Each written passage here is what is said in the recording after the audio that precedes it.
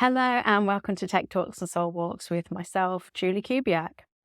Now, in this Tech Talks episode, I'm going to be flying solo because I have a few questions that I've been asked by some of the listeners, and I'd just like to take some time out in today's episode to answer those questions. Strangely enough, the questions are about podcasts. How can people start podcasting? What do I use? And how can they make the podcast short little clippets that I'm doing that I'm uploading onto YouTube and other social media? So that's what this episode is today. And first of all, I'd like to just take you through what it is that I'm using. So you might be surprised to know that all I'm using is my iPhone and a laptop. I am using a microphone for this episode only because I find that when I'm just doing a talking head video, the microphone does pick up a lot more. But when I'm doing the two-head podcasts where I'm interviewing somebody, I don't use the microphone. So, kit, first of all you need is your phone and possibly a laptop if you wanted to. Now, you can actually record a podcast just on your phone. It is just a video if you want to upload it onto the video sections of podcast players, or just the audio alone. And your phone will actually just split out the two parts of it. And even the podcast providers, the hosting companies, they will just only upload the audio anyway. So you don't really need to worry too much. So getting down to the basics of it. If you record your podcast on a phone or on a laptop, what do you do with that file? Well, with that file, you need a company called an RSS feed company. And there are some big ones out there. I can't really say which ones I would recommend apart from I use rss.com. Now, I go for one which is typically well known. It's been there for years, very well structured as a business. And rss.com just worked for me. And some of these allow you a free trial, so you can test them out before you actually go with them. But choose wisely. There are some out there that say in the small print that anything that you upload is actually theirs. You've only got a certain limited amount of time where they'll keep your podcasts for, or a certain number of episodes.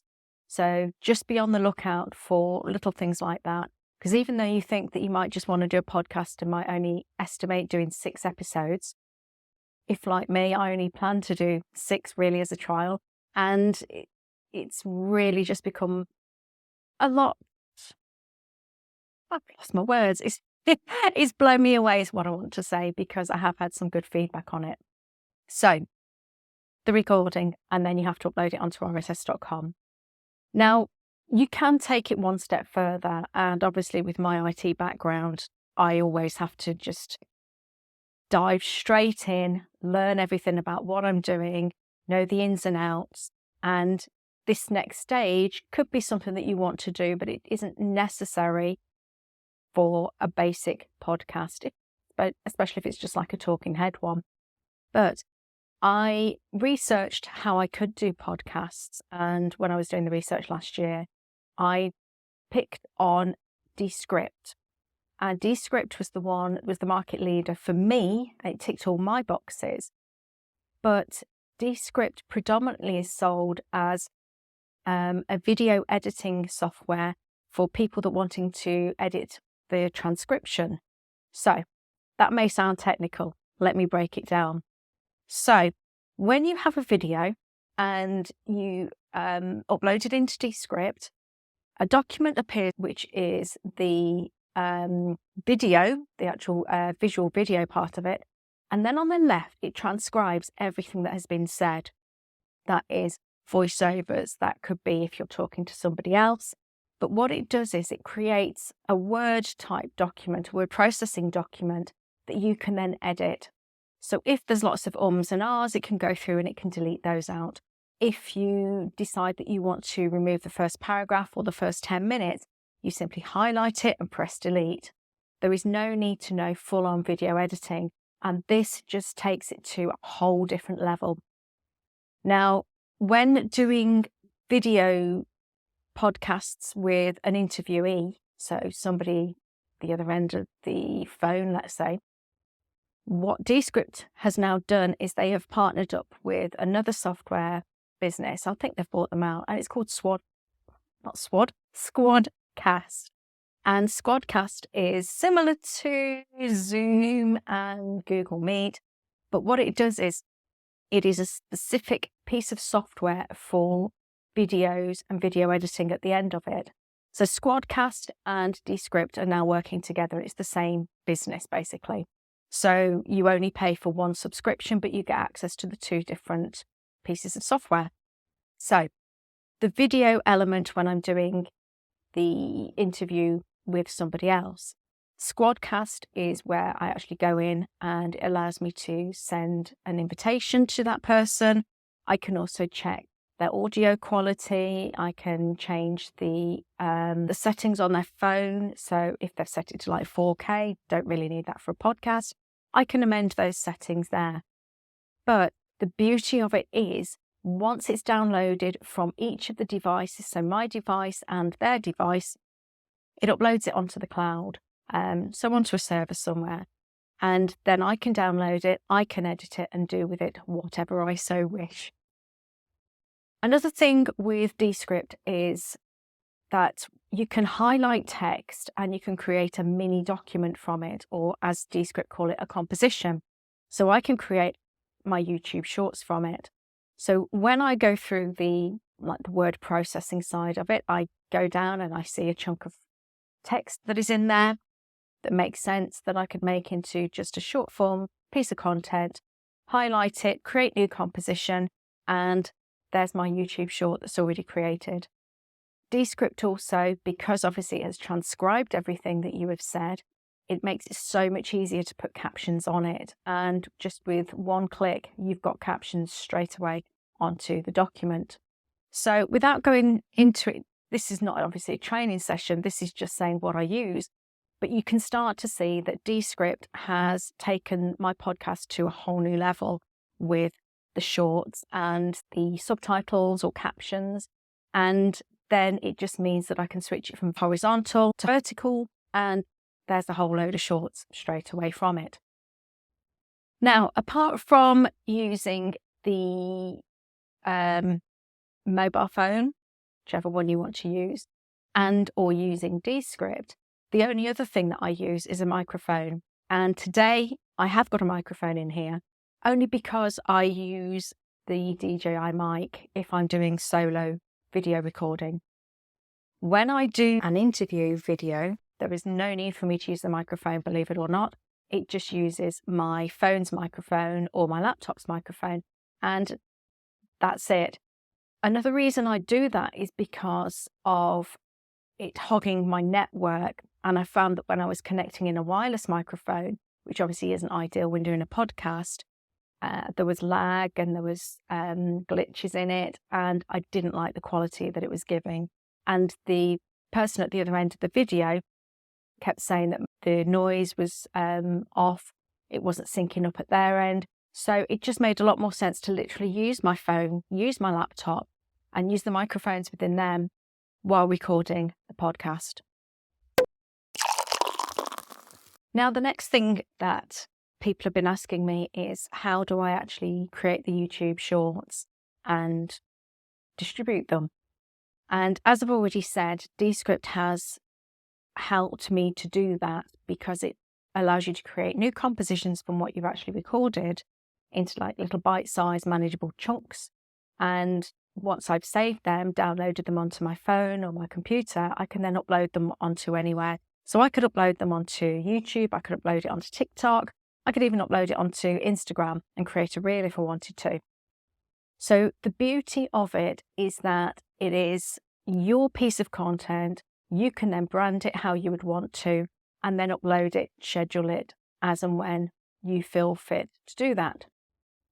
So with everybody asking me all these questions, it was going to be hard to even do a video to explain everything. So I know I said I'd never do it, but all the notes that I've made on what I do every time I record a podcast, I am putting them into a course, and it will be an online course that will be available. At the moment, I'm still just trying to get the layout of it right. It is already written, so to speak, because they're my notes.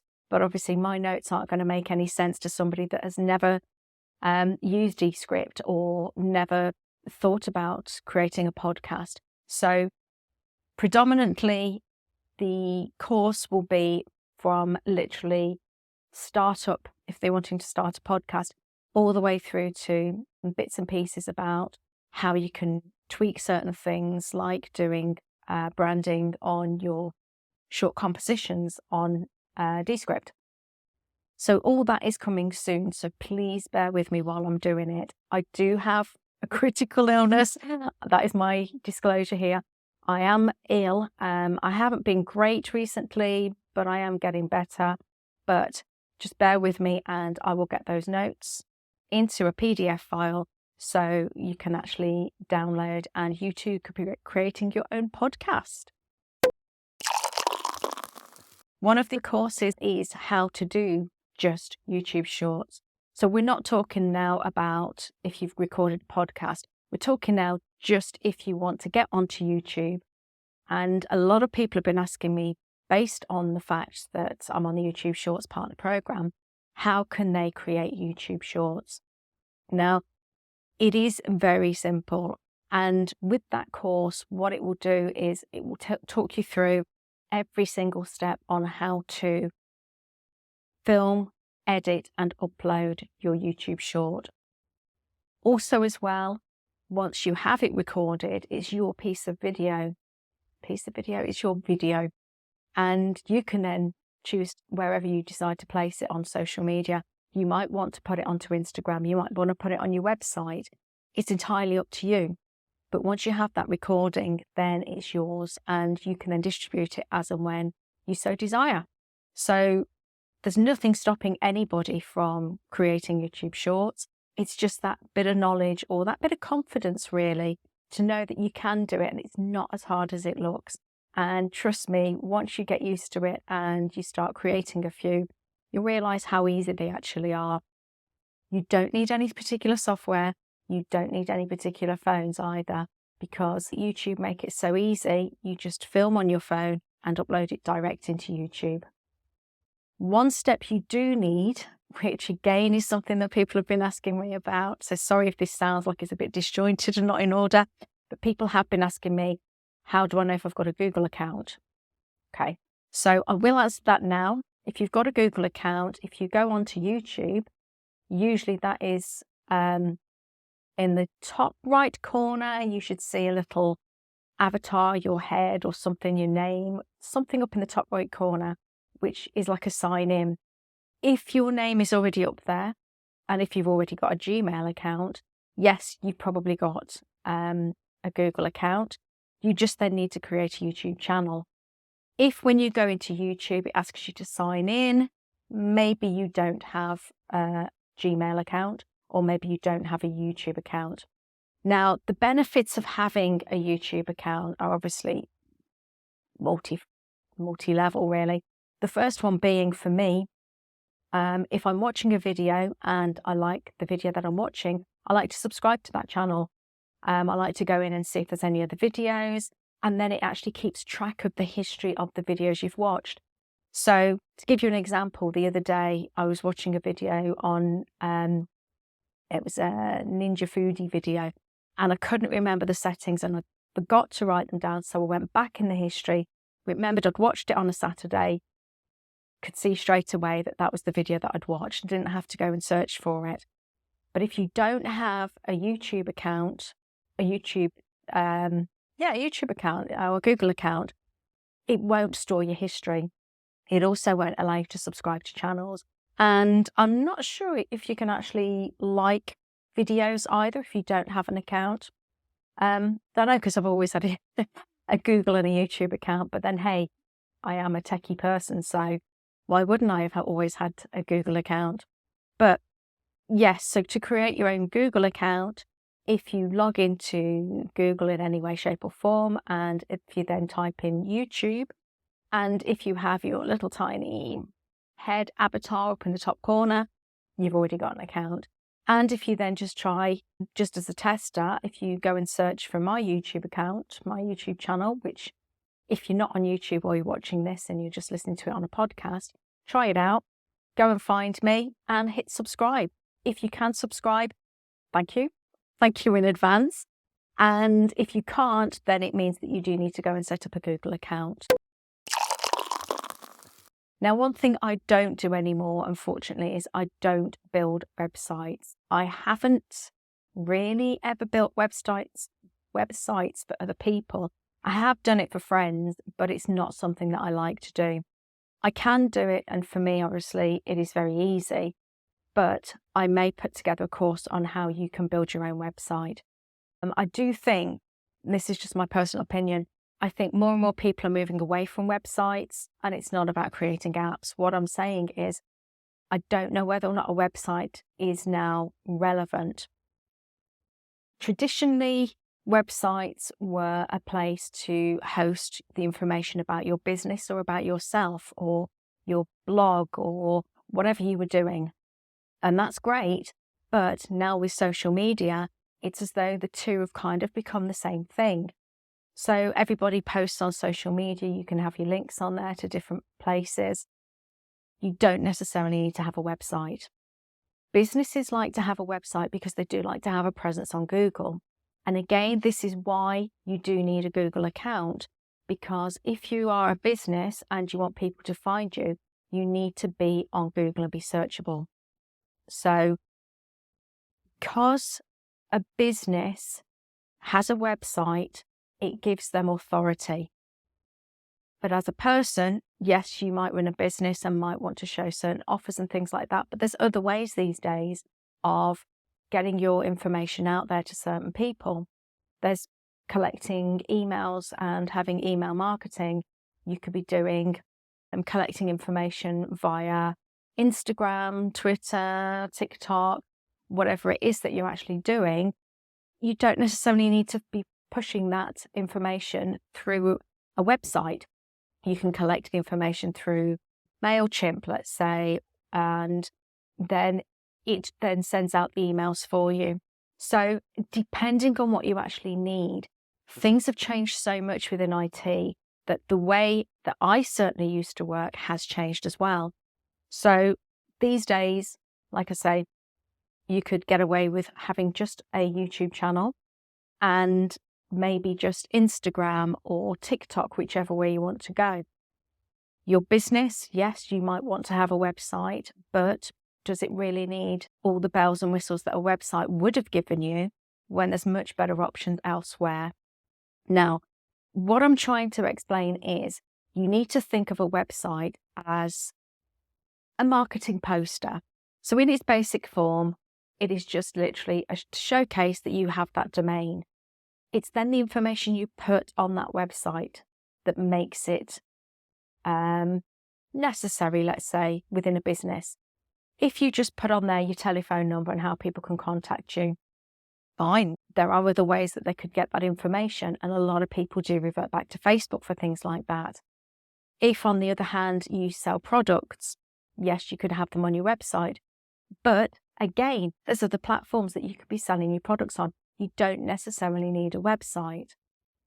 Finally, there is Zoom for Zoom calls. There's Google Meet. There's all these other ways of doing video calls and video conferencing to contact with people. And a lot of those things you wouldn't necessarily run through your own website. So again, just think carefully about if it is a website you need. But if there's anybody out there that wants to have a discussion with me, maybe talk about what their business requirements are, although I do not do websites anymore, and I cannot stress that enough, I do not do them.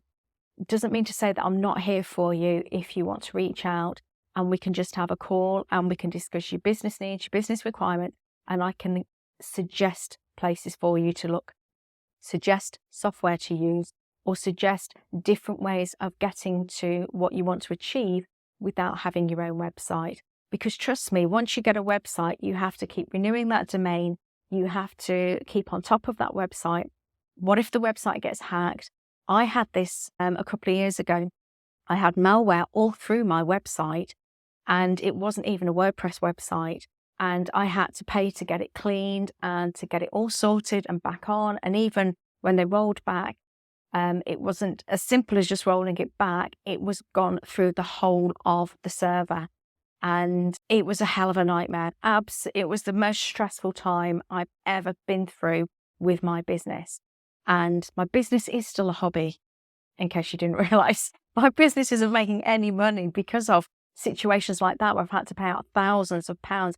And I kid you not, I paid thousands of pounds. Then I had to pay thousands of pounds to put protection in place to stop it happening again. So if all you want is a poster to say this is who you are, consider using Facebook. Consider just branding yourself and having an Instagram account, and or on YouTube as well. If you are considering using Instagram for your business, there is a lot of stress with Instagram. And I'm seeing a lot of people venting on YouTube and saying why they've now taken a break from Instagram. I didn't realize, because I don't fully use Instagram and therefore I don't really get this stressful element of it. But with Instagram, to basically be seen, you need to be posting content daily. A lot of their algorithms say you should be posting sometimes 3 times a day. Apart from posting, we're talking here about Instagram Reels. We're talking Instagram photos, Instagram carousels. They're also still wanting you to put on things onto Instagram TV. And there is just so much within the algorithms that you kind of have to tick to get seen and to be really noticed on Instagram. But the most important thing with Instagram is the connections that you're making and the interaction. So Instagram assume, and therefore you should be reliant on the time and effort to comment and get back to everybody that is commenting under each of the different posts. And that alone is time consuming. So you just need to consider with your businesses how far you actually want to spread your business across these different platforms. So I don't do training on Instagram. It's not something that's really ever been my cup of tea. I don't drink tea, I drink coffee anyway. But for me, I can talk behind legs about YouTube. I can talk about businesses. I can talk about technology and business setups and what kit you would actually need. So I'm going to wrap up this podcast because I feel like all I'm doing is just talking to this camera in front of me. But anyway, yeah, I hope this kind of clarifies a lot of things for you. And shameless plug, I am going to be releasing my own courses soon, so keep an eye out. And thank you for listening to Tech Talks and Soul Walk podcast.